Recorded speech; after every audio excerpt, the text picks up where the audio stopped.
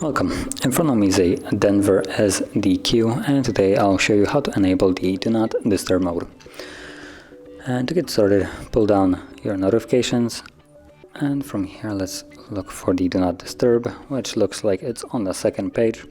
Now before you tap on it to toggle it on, you want to hold it, and this will take us to the settings, where we can customize how it works exactly. So number one, we have priority only allows.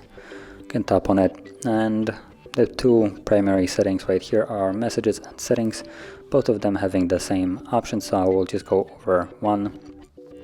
So when you tap on it, it will bring up this menu, and you can select to allow messages and calls from anyone, contacts only, steered contacts, which are favorites, and then none. So select whichever one you want.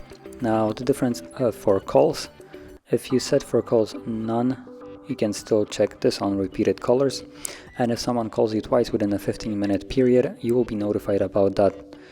So it's a good option to have enabled in terms of emergency.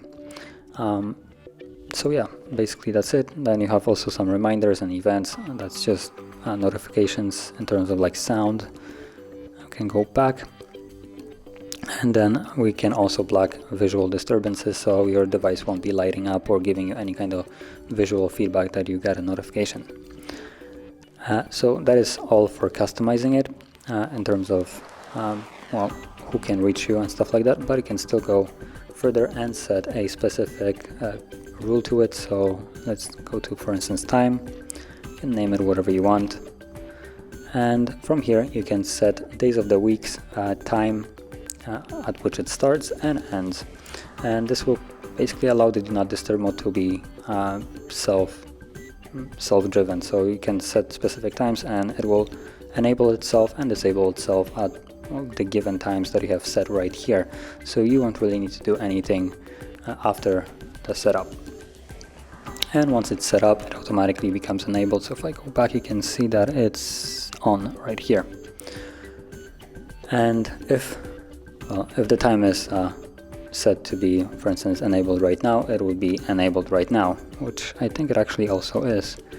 And you can simply disable it again by tapping on it if you want to, and enable it manually by also tapping on it.